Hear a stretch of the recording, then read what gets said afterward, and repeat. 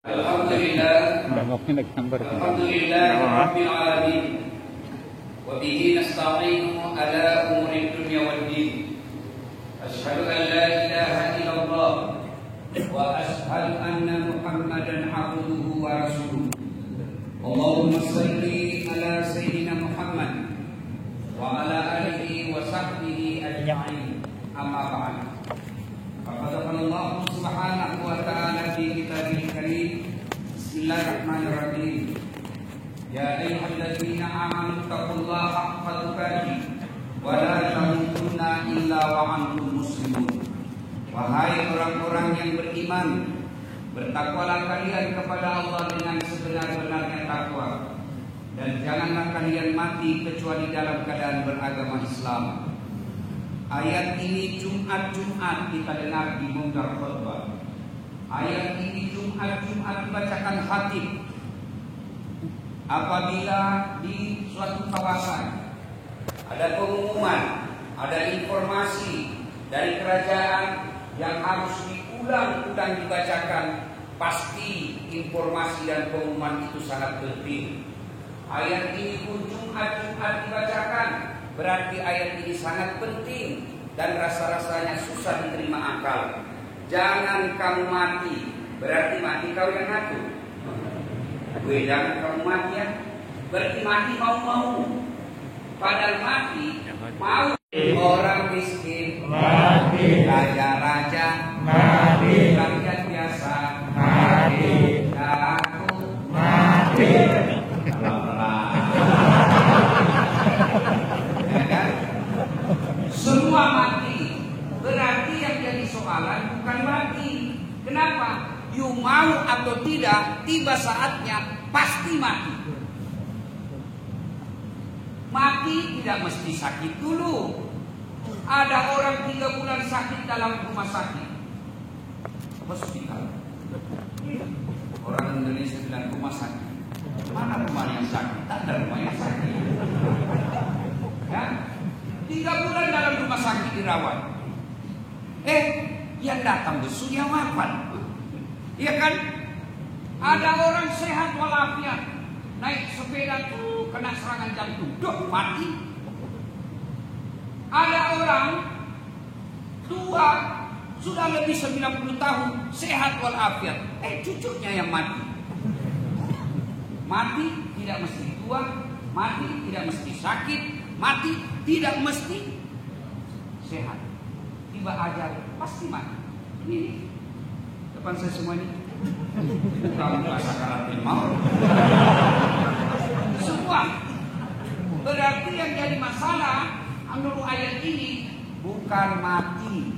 Yang jadi masalah bagaimana keadaan umat. Alhamdulillah ada orang yang dakwah, kawan saya di Makassar, khutbah Jumat. Khutbah Jumat. Selesai khutbah, tiba-tiba pening dia perasaan, turun dari mimbar, jatuh, wafat. Alhamdulillah. Ada orang lagi sholat, sujud akhir, wafat. Ada orang yang lagi puasa dalam keadaan puasa, wafat. Ada orang yang lagi ngaji, wafat. Na'udzubillah min dzalik. Ada orang lagi berzina. Dia makan obat kuat, kena serangan jantung, mati di atas perut, mati celaka. Ada juga orang yang wafat dalam keadaan judi, sabung ayam, didapat sama polis, judi, jangan lari, lari dia. Polis, jangan lari, lari. Polis tidak bisa kejar. Kenapa? Polis besar perutnya. Ada juga kan polisi. Itu polisi India. Terpaksa polisi tembak ke langit. Masih lari, tembak 2 kali ke langit. Masih lari, tembak 3 kali. Masih lari, terpaksa dilumpuhkan. Tembak kakinya. Kakinya ditembak, kepalanya.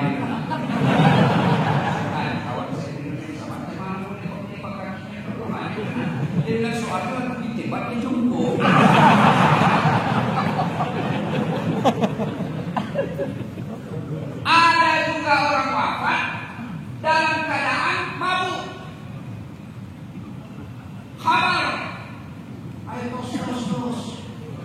mau setengah. Dia hampir dari berisikan motor lagi. Dia listrik dikira aspal. Wah, mati api kok. Kenapa? Ada kamar dalam perut. Insya Allah tuan-tuan tidak akan wafat dalam keadaan judi. Insya Allah tuan-tuan tidak akan wafat dalam keadaan mabuk. Insya Allah tuan-tuan tidak akan mati dalam keadaan berzina. Yang bisa membuat kita mati kafir, hobi akil haram, suka makan barang haram, dagang nipu, baru ikan uang, padahal sudah 3 hari, nipu pembeli, berapa harganya di sarungmu? Oh, sarung ini 200.000, mahal betul, kurang gak sedikit. Ini aja saya kasih komodal, karena sama-sama kita orang Bugis, ku bagi komodalnya saja. Padahal sudah untung. Kalau kau cakap modal padahal sudah ada untung, riba, haram. Termasuk diantaranya duit-duit politik.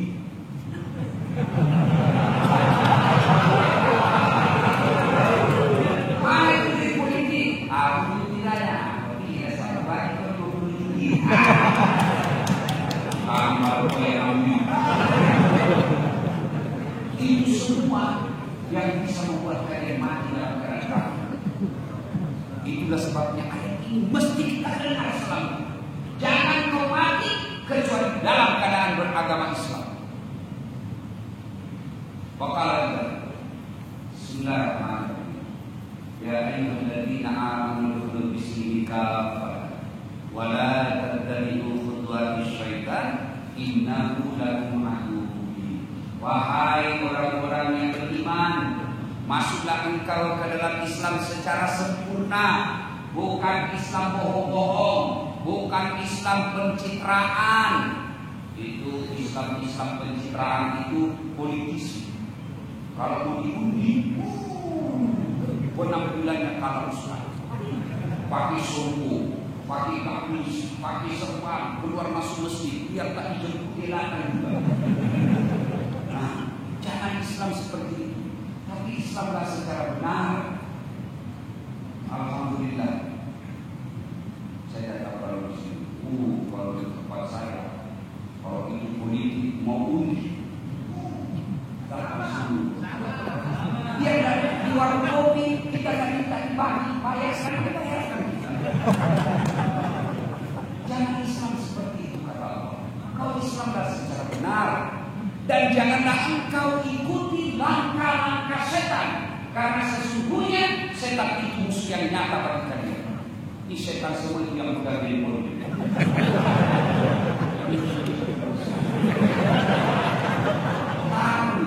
Habis bos, simpan handphone selama kau pegang handphone, pasti kau tidak dengar ceramahku. Yang penting kalau kau yang rekam, kamu tidak jelas suaranya. Bagaimana caranya? Ini ada kamera di bawah. Saya bawa dari Indonesia. Bagaimana boleh tengok? Gampang. Bukan itu, tulis nama pengajian masjid daerah Unta.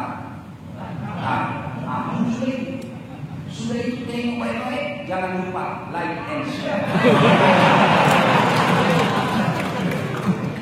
Ya, nah, simpan teleponnya. Kalau ada secara langsung, tidak usah ada lain. Nanti ada salah ucap saya. Nah, kalau saya kan edit. Tak baik, pas kan. Tapi kalau kau lain, saya salah ucap, mati saya. Nah, oke saudaraku, saya cinta kalian karena Allah. Tolong lindungi saya juga tak payah ada lain. Ya.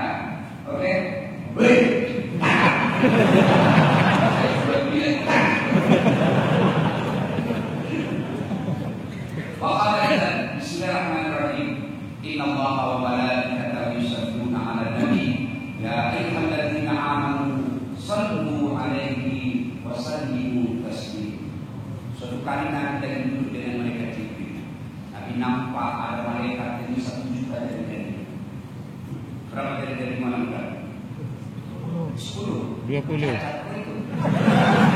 Kadang-kadang 20. Ini malaikat 20 juta jadi. Nabi bertanya, Jibril, malaikat apa itu? Itulah malaikat yang Allah tugaskan mencatat air hujan. Ada yang mau mencatat air hujan? Ada yang buat catat air hujan? Kenapa? Kenapa? Biar banyak kalau jatuh satu-satu. Boleh kita catat. Ini banyak, jatuhnya rame-rame dan laju. Mana boleh dicatat? Lalu Nabi bertanya malaikat, malaikat, apa betul kau mampu mencatat air ketika hujan? Ya, ku catat yang jatuh di gunung Kinabalu, ku catat yang jatuh di laut, ku catat yang jatuh di sungai, ku catat di kawasan, semua aku catat. Tak setetes pun tak catat. Lalu malaikat ini berkata, satu yang tak mampu aku catat ya Muhammad. Apa? Lebih banyak jumlahnya daripada air hujan. Saya tak mampu mencatat karena jumlahnya lebih banyak. Apa gerangan? Kata malaikat ini, ketika umatmu berkumpul di suatu masjid, lalu mereka bersalawat bareng-bareng kepadamu, aku tidak bisa mencatat betapa pahala yang Allah berikan mereka di tempat itu. Allah. Maka ketika kawasan kumpul seperti ini, bersalawatlah kepada Rasulullah Muhammad sallallahu alaihi wasallam. Saya banyak salawat, boleh? Boleh. Boleh? Boleh. Salawat bareng-bareng. Salatullah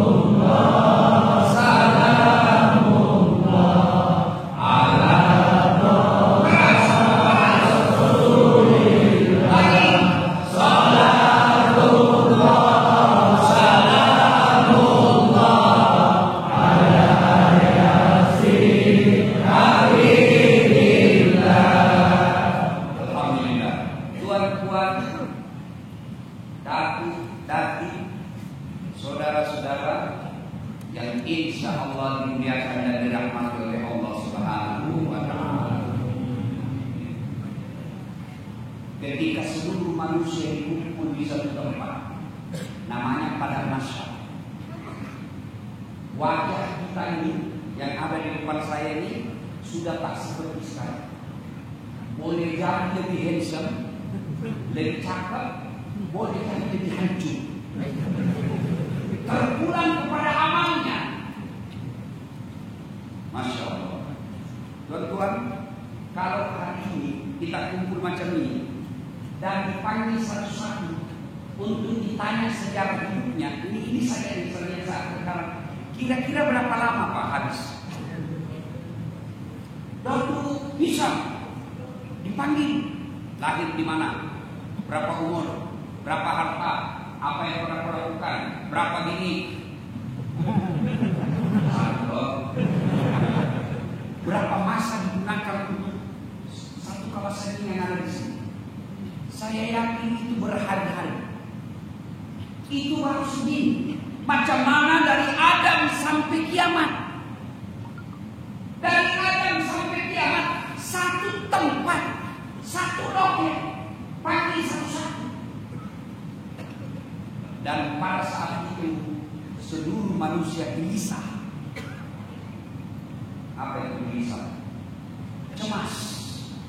Saya ini masuk neraka atau masuk surga? Sementara pengadilan belum dimulai.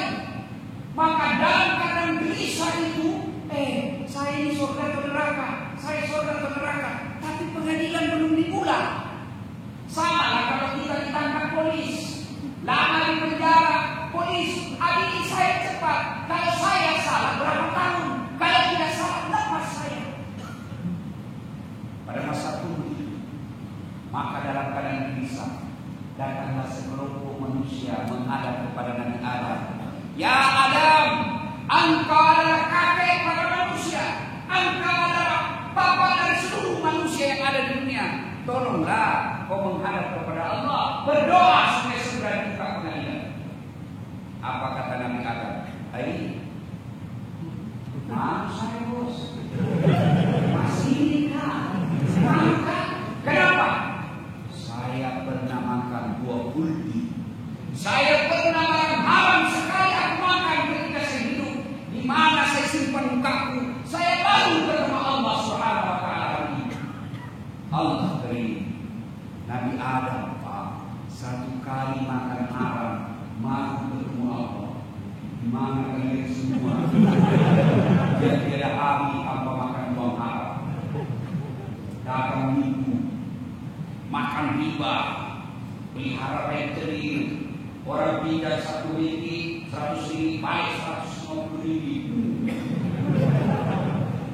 Allah.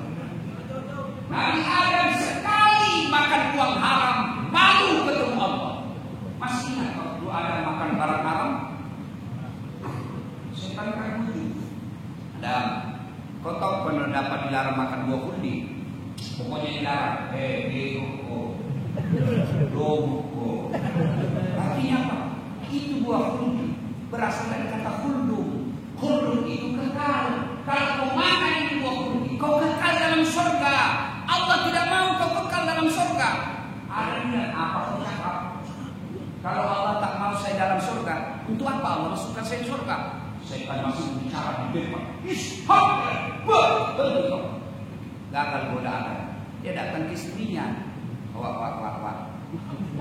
Ini Hawa. Kalau kau makan ini mau awet muda. Ini yang paling suka perempuan. Awet muda. Mana ada orang awet muda? Pasti kau tua. Masa usia 60 tahun tampak seperti anak kita? Oh, tergoda Hawa. Dia goda suaminya. Pak, saya mau makan ini. Tak boleh sayang. Berarti kau tidak sayang saya. Kalau kau tidak sayang saya, sebentar malam tidak dapat jatah. Inilah senjata perempuan. Maka bapak-bapak di sini banyak takut sama istri. Karena nampak di sini sendiri. Banyak juga ya. Dia mengamuk dia Ustaz. Tidak apa-apa kalau dia mengamuk. Dia pecahkan diri sampai pecahkan satu musuh. Dia pecahkan semua gelas, pecahkan semua gelas. Kenapa? Gelas piring boleh dibeli, harga diri sebagai suami tidak boleh dibeli istri.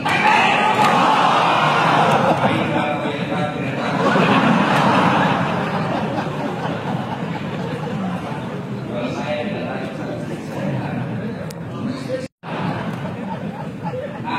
akhirnya ada makan buah kuning. Lalu Adam berkata, kau datanglah kepada Ibrahim alaihissalam, minta sama Ibrahim, berdoa kepada Allah Subhanahu wa taala. Datang lagi minta, ya Ibrahim, kamu adalah kakek para nabi, tolong menghadap kepada Allah, berdoa seperti sudah diminta kepada dia. Apa kata Nabi Ibrahim? Malu juga saya. Kenapa? Saya pernah bohong sekali. Saya malu ketemu Allah. Allah hari Ibrahim alaihissalam sekali bohong malu ketemu Allah di akhirat kelak. Mana tuan-tuan yang selalu bohong sama istri? Alasan rapat, meeting.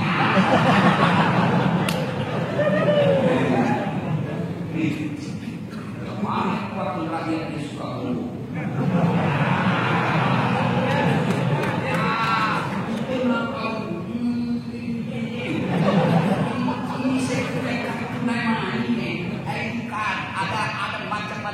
Masalah ini handphone saya ini nomornya begitu terpilih dengan nomornya. Saudaraku, pembohong, Anda tahu namanya pembohong? Itu kata Nabi, ayatul munafiqina thalatha. Ada 3 tanda-tanda orang munafik kata Nabi. Kalau dia bicara selalu bohong.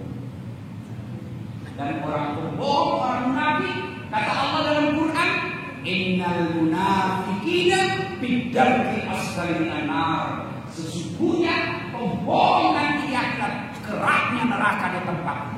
Sudah neraka paling bawah lagi. Pembohong. Kalian kalau selalu bohong istrimu, hati-hati. Lebih baik kau jujur. Maafkan saya. Dulu waktu saya balik Indonesia, itu ada perempuan mirip betul sama saya kira kau bisa. Karena dirinya tak paham. Biasa. Manusia biasa kadang-kadang tidak. Sebab waktu kau balik Indonesia, susah yang gila.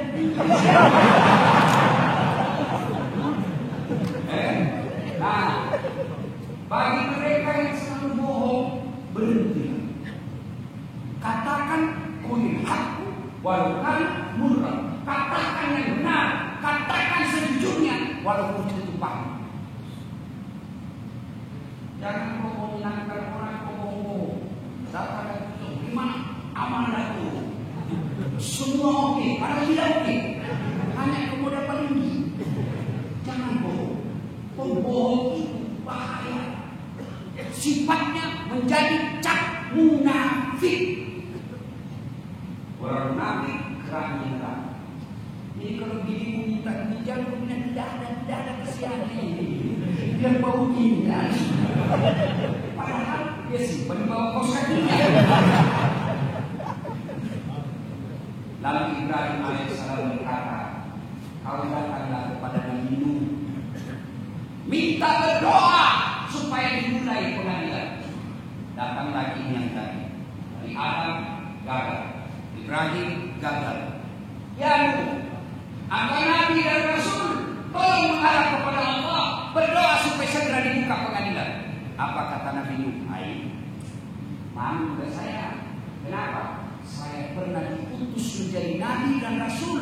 La ilaha illallah, jangan sembah kecuali Allah, tiada Tuhan selain Allah. Anakku melawan saya.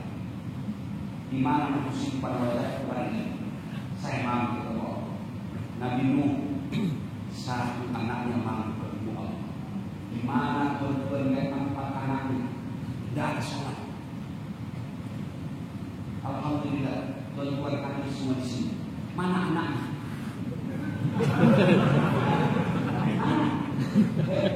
Ini kan sudah bukan tuan-tuan ini.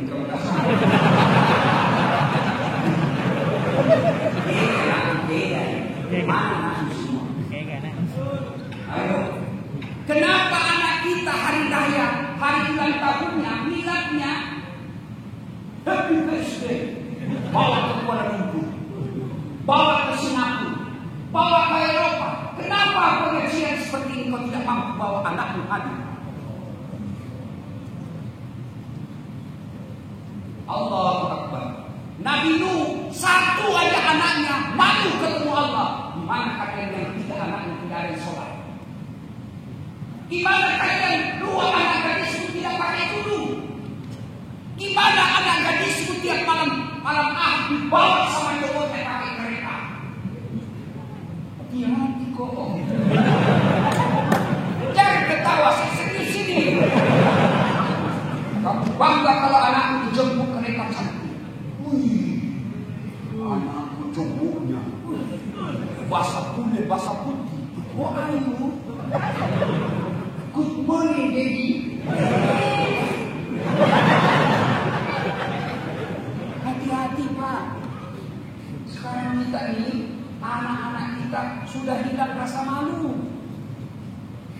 Zaman saya dulu kecil, itu berkelahi kita kalau disebut ada ceweknya. Cewek ini berkelahi kita jatuh kasih malu saya. Sekarang malu kalau tinggal malam Ahad tidak ada yang jemput anaknya. Kau keluar nanti kau dikata orang daerah-daerah. Gimana? Ini bapak-bapak. Kalau bapak mati, tuan-tuan mati, siapa yang doakan kalian? Istrimu, kalau dia masih muda, kawin lagi ya. Siapa doakan? Anak. Kalau subuh hari kau nampak anakmu ke masjid salat jamaah, alhamdulillah. Meskipun kalian bukan daki, meskipun kalian hanya kontrak rumah, kalau anakmu ngaji sholat jamaah di masjid, harapan kalian ketika kubur ada doa. Kan enak ketika sudah dikubur, setiap sholat 5 waktu anaknya berdoa, Allahumma firli wa walidayya warhamhuma kama rabbayani shaghira. Imam Al-Ghazali menjelaskan doa anak dengan orang tuanya yang sudah dikubur ibaratnya ada 2 pokok. Di atas pokok ada manusia naik, jatuh, dia jatuhkan mangga, pokok mangga, jatuh. Di bawah pokok mangga ada orang berenung. Ada yang pegang mangga disiku, lepas mangganya. Ada yang sudah dipegang oleh jatuh pula mangga. mangganya. Sementara ada orang bawa pokok, dia tidak datang berebut, dia duduk-duduk saja santai. Dia dapat mangga. Dia tidak ikut, tapi dia dapat mangga, padahal dia tidak berebut. Lalu muridnya berkata kepada Imam Al-Ghazali, "Ya Imam, siapa itu?" Dia adalah orang yang di atas pokok, manusia yang hidup di dunia. Mangga itu adalah doa-doa orang Islam. Yang berebut itu, itulah doanya orang Islam yang dia berebutkan ketika Jumat. Allahumma ghfir lil mu'minina wal mu'minat wal muslimina wal muslimat al-akhir minhum wal amwat. Itu doa, selamatkan, ampuni dosa-dosa orang Islam, baik laki-laki maupun perempuan. Itulah yang mangga diperlukan. Kenapa?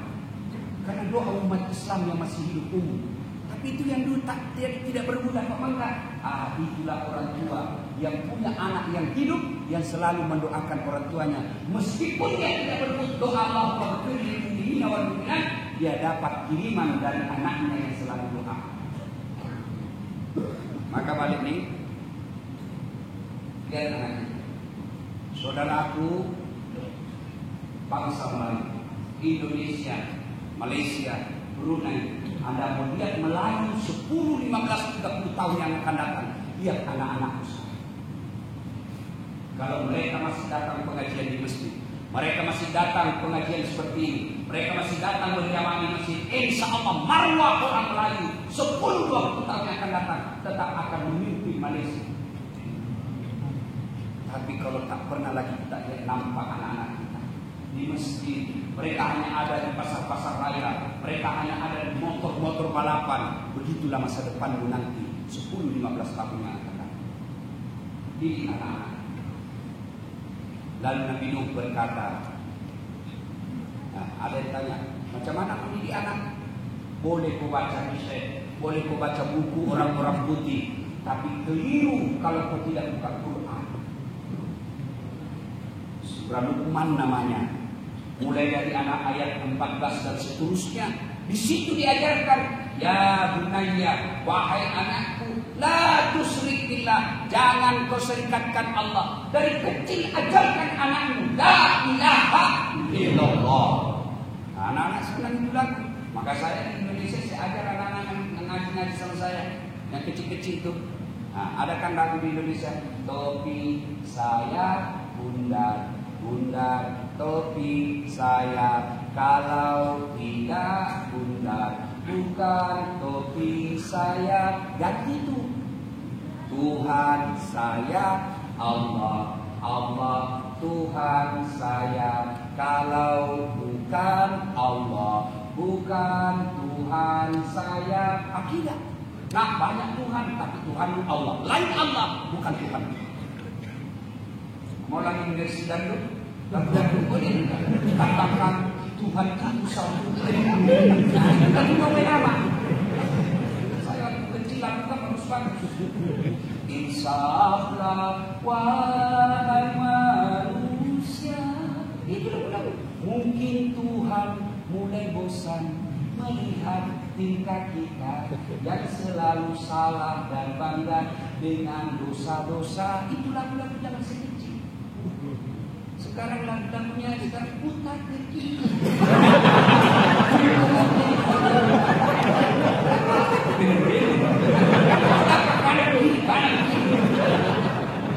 Itu dari lagu. Anak saya kenalkan ke Nabi dengan lagu. Anak-anak Nabi ada 7 orang, 3 laki-laki, 4 perempuan.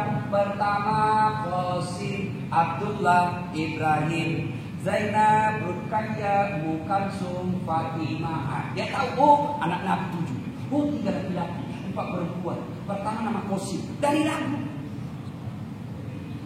Tidak usah itu, tak payah lagi dan ada lagu di Indonesia ini.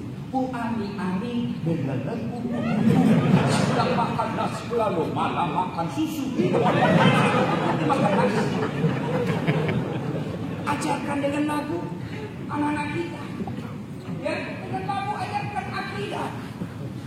Nah, setelah itu jangan kau bagi uang haram, Jangan bagi dia barang-barang riba dia makan. Karena kalau dari kecil suka memakan barang haram, maka dia besar berpikir yang haram-haram. Coba lihat anak-anak guru ngaji. Ini Ustaz yang ceramah sekarang, tidak pernah pondok pesantren, tidak pernah saya ke Timur Tengah sekolah, bisa jadi Ustaz. Bapak saya guru ngaji. Guru ngaji kode kampung. Al-Qura Sinna'a, Al-Qura Wana'i, Al-Qura Penda'u, A-I-U. Apa mau dikorupsi? Apa mau dirampok kalau guru ngaji? Apa mau dirampok? Paling korupsinya apa? Macera. Satu di kampung saya namanya macera, itu bawa ayam, dipotong talinya, bagi ke sini. Saya tanya, baru masuk bawa ayam. Dapatin Al-Fatihah, bawa ayam lagi. Naik Iqra, bawa ayam lagi. Quran besar, bawa ayam lagi. Sampai tengahnya, bawa ayam lagi. Habis bawa ayam lagi, 7 kali bawa ayam. Saya tanya bapak saya, kenapa banyak sekali banyak ayam? Dia bilang, ya itu udah untuk kita. Kan kalau sekarang kan digaji guru ngaji. Kalau dulu tak apa. Sampai sekarang warisan bapak saya sampai sekarang masih saya pelihara di rumah saya, kampung, itu guru ngaji.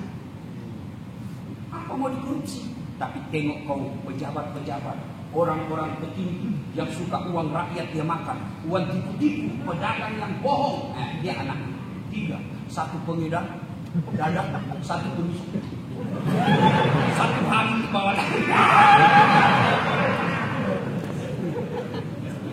Ya, nah lepas itu jangan lupa doakan anak. Pendek saja, usap kepalanya. Allahumma rabbi hadrimnas sholihin. Bisik telinganya. Allahumma rabbi hadrimnas sholihin. Ayo bangun ayo. Ini mesti salat subuh. Allahumma rabbi hadrimnas sholihin. Memang tidak gampang. Bangun satu, pergi tengok. Ini lagi yang tidur. Bangun lagi, ini lagi yang tidur. Tapi malaikat tersenyum melihatmu kalau kau tertawa itu. Ada anak malaikat tersenyum kepadamu. Doakan. Ada kemanakan saya di kampung. Sudah mau maghrib, masih main bola. Saya panggil, maghrib, ayo. Sedikit lagi, aku tungguilah. Pas azan maghrib, masih main bola. Terpaksa Ustaz Dasar masuk lapangan.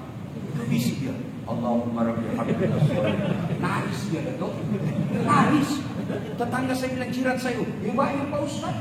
Dia bisi aja, kemanakannya menangis. Dia tidak tahu telinganya ku bisi, tanganku di bawah makan. Salatullah, salamullah ala toha rasulillah.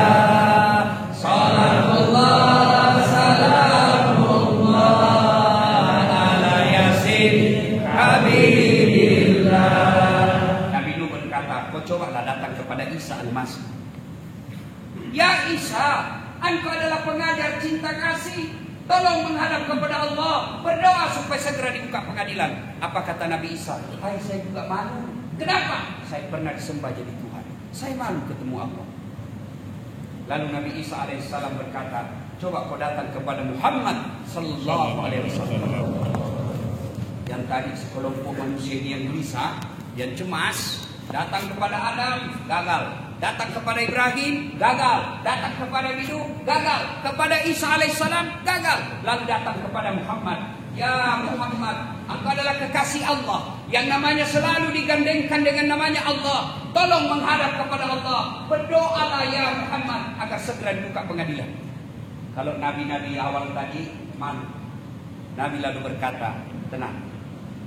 Kau duduk di sini. Kau tenang. Saya biar menghadap kepada Tuhan. Lalu Rasulullah datang menghadap kepada Allah, sujud di hadapan Allah, dan Nabi berkata, ya Allah, kami sadar banyak dosa dan kesalahan, tapi kami juga sadar Engkau Maha Pengasih dan Maha Pengampun. Atas nama Maha Rahman, Maha Rahim-Mu, ya Allah kami mohon, bukalah pengadilan ini. Mendengar ini kedengaran suara dari aras Allah. Ya Muhammad, kau bangkit dari sujudmu, aku kabulkan doa. Wahai malaikat, siapkan AJK hari kiamat. Mulailah pengadilan. Dipanggillah kita satu demi satu. Siapa dulu yang dipanggil? Kakek kita yang dulu arwah? Tidak. Nenek kita yang duluan wafat? Tidak. Siapa mereka yang dipanggil lebih awal? Mereka yang nama-nama Islam. Abdurrahman, Abdul Jabbar, Nizam, Dasat Latif, Tony, Joni, Rudi, Baco,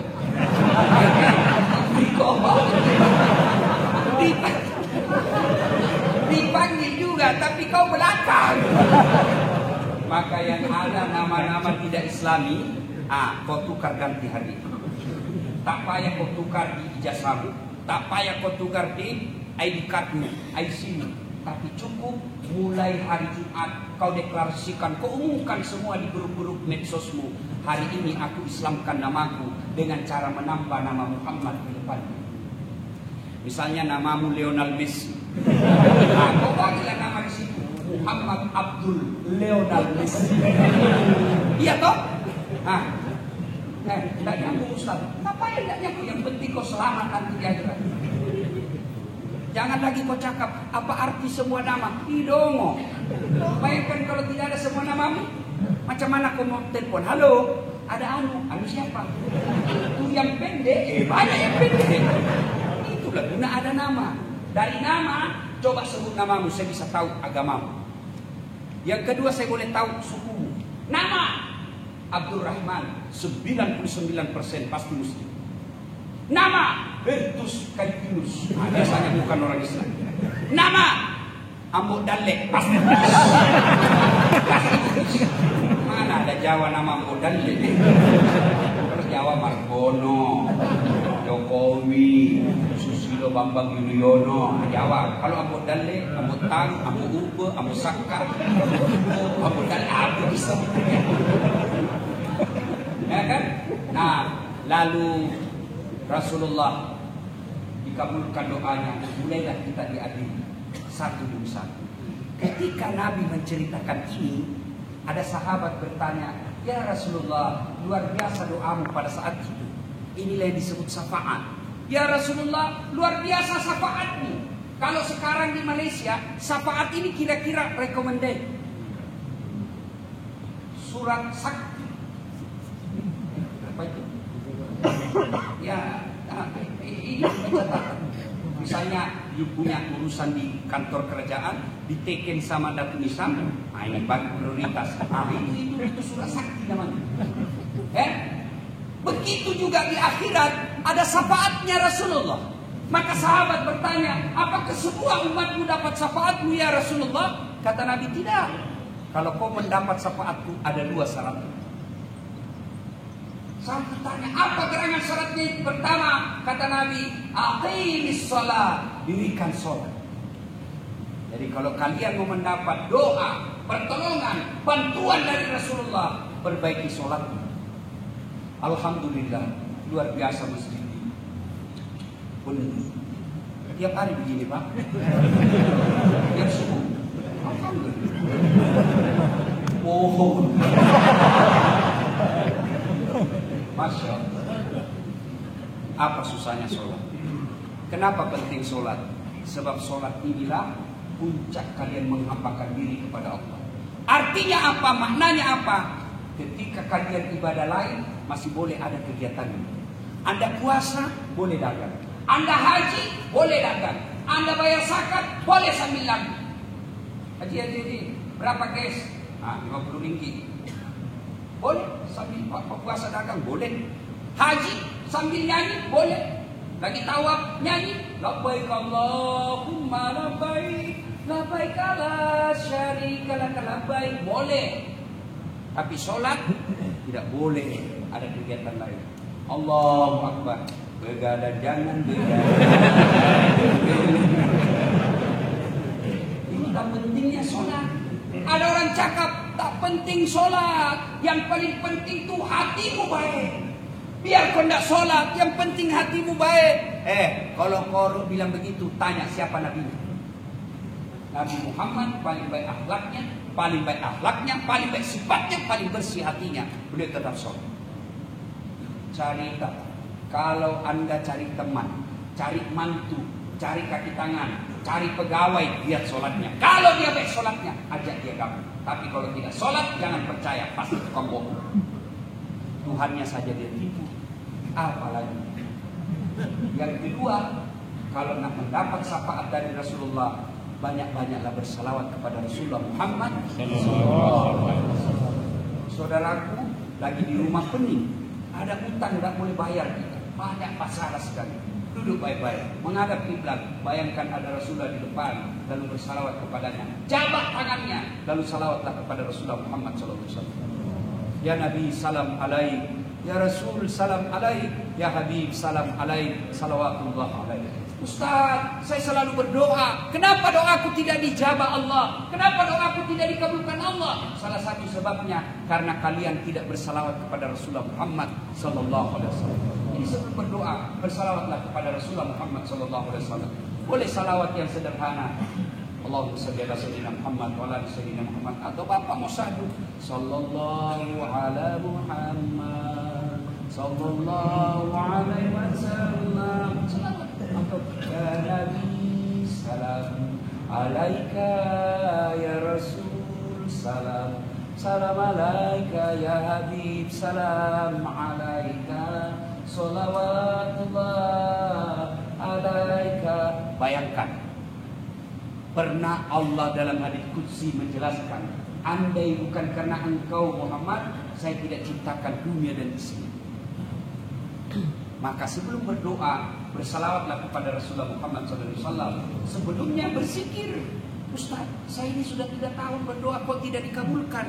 Kalian berdoa, kata Allah, Fa'isa sa'laka ibadi anni fa'inni qarib ujibu da'watad da'i sada'an.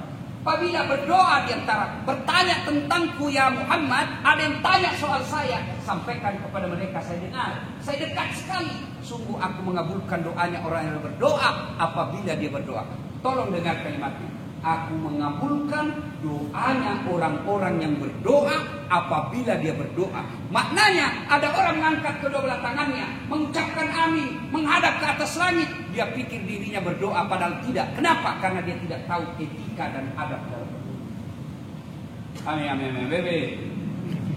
Amin, amin, amin. Apalagi kalau ceramah begini, kalau ada sudah di belakang, amin, artinya itu berhenti kok. Ada orang berdoa kan, ada juga biasa imam kita tidak tahu karena kita tidak dengar dia berdoa. Kita di belakang saja, amin, amin. Perjelas apa yang kau minta, perdengarkan jemaahmu. Bacalah doa yang umumnya orang tahu isinya. Kalau kau berdoa tidak didengar, nanti lain kau minta lain juga kita dengar. Anak muda yang berdoa, bujang, belum ada istri, dia berdoa adalah, ya Allah berikan kami jodoh. Kata tak dalam kecelakaan, amin. Mana yang kau minta lagi istri? Dia bilang juga di bawah istrinya, amin. Nanti kau kabulkan suamiku kami lagi. Ya, doa umum, doa yang orang ada. Paham isi dari doanya. Nah, tuan-tuan yang saya